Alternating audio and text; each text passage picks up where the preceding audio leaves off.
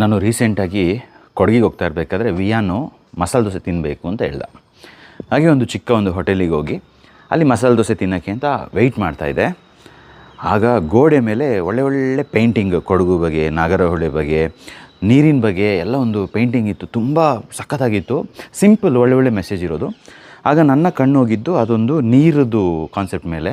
ಅದೇನು ಅಂತ ಹೇಳಿದ್ರೆ, ಕೆಲವು ದಶಕಗಳ ಹಿಂದೆ ನಾವು ಡೈರೆಕ್ಟು ನದಿ ನೀರು ಆಗಿರ್ಬೋದು, ಮಾಮೂಲು ನ್ಯಾಚುರಲಾಗಿ ಏನು ಸಿಗ್ತೈತೆ ಅದನ್ನ ಕುಡಿತಾ ಇದ್ವು ಅಂತೆ. ಆಮೇಲೆ ನೆಕ್ಸ್ಟ್ ಬಂದು ಟ್ಯಾಪ್ ವಾಟರಿಗೆ ಶಿಫ್ಟ್ ಆದ್ವಿ. ಆಮೇಲೆ ನೆಕ್ಸ್ಟ್ ಬಂದು ವಾಟರ್ ಬಾಟ್ಲಿಗೆ ಶಿಫ್ಟ್ ಆದ್ವಿ. ಸೊ ಇದೆಲ್ಲ ಓಕೆ, ಬಟ್ ನೆಕ್ಸ್ಟು ನಿಮ್ಮ ಮುಂದಿನ ಮೊಮ್ಮಕ್ಕಳಿಗೆ ಏನು ಅಂತ ಹೇಳೋ ಒಂದು ಕಾನ್ಸೆಪ್ಟಲ್ಲಿ ಆ ಫೋಟೋ ಇತ್ತು. ಬಟ್ ಆ್ಯಕ್ಚುಲಿ ಒಂದು ಕಡೆ ನಾನು ಅದೆಲ್ಲ ನೋಡ್ಕೊಂಡು ಬಂದಾಗ ಮುಂದಿನ ಮೊಮ್ಮಕ್ಕಳಿಗೇನು? ಸೊ ಈ ಟೈಮಲ್ಲಿ ಕಾನ್ಸೆಪ್ಟ್ ಏನು ಅಂತ ಹೇಳಿದ್ರೆ, ಅಯ್ಯೋ ನಾವು ಈ ಪ್ರಪಂಚದಲ್ಲಿ ಎಷ್ಟು ವರ್ಷ ಇರ್ತೀವೋ ಗೊತ್ತಿಲ್ಲ, ಅಲ್ಲಿಂದ ನಾವು ಹೊರಟೋಗ್ತೀವಿ, ಇನ್ನು ಏನಾದರೂ ಮಾಡ್ಕೊಳ್ಳಿ, ಮಕ್ಕಳ ವಿಷಯ ನಮಗೆ ಯಾಕೆ ಅಂತ ಹೇಳೋ ಒಂದು ಕಾನ್ಸೆಪ್ಟಲ್ಲಿ ಕೆಲವರು ಇರ್ತಾರೆ. ಬಟ್ ಬನ್ನಿ ಒಂದು ವಿಷಯನ ಡಿಕೋಡ್ ಮಾಡ್ತೀನಿ. ಪ್ರಾಬಬ್ಲಿ ನಾನು ಕಲ್ತಿರುವಂಥ ಕೆಲವು ವಿಚಾರಗಳು, ಓದಿರುವಂಥ ಕೆಲವು ವಿಚಾರಗಳು ಎಲ್ಲ ಏನು ಮಾಡಿಬಿಟ್ಟು ಸಿಂಪಲ್ಲಾಗಿ ನಿಮಗೆ ಅರ್ಥ ಆಗೋ ಥರ ಒಂದು ಕಾನ್ಸೆಪ್ಟ್ ಹೇಳ್ತೀನಿ. Beautiful concept.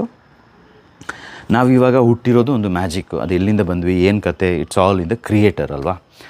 ಅದೇ ಥರ ನಾವು ಸಾಯೋದು ಕೂಡ ಒಂದು ಮ್ಯಾಜಿಕ್ಕು. ಲೈಫಲ್ಲಿ ಸತ್ತ ಮೇಲೆ ಎಲ್ಲಿಗೆ ಹೋಗ್ತೀವಿ ಅಂತ ನಾವು ಎಲ್ಲ ಬೇರೆ ಕಡೆ ಕಲ್ತಿರ್ತೀವಿ.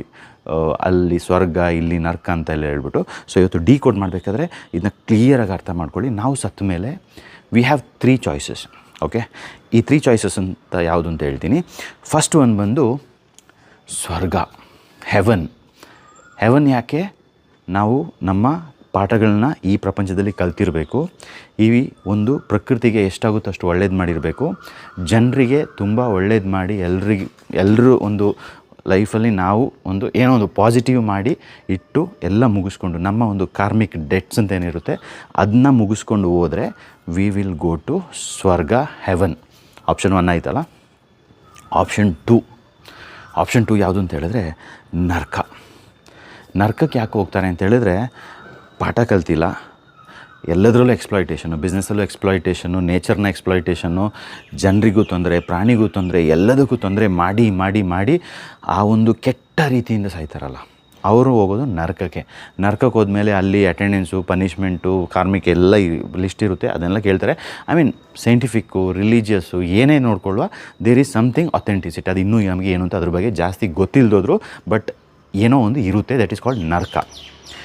3ನೇದಿದೆ, that is the so called powerful. ಅದೇನು ಅಂತ ಹೇಳಿದ್ರೆ, ನಾವು ಒಳ್ಳೆಯವರಾಗಿ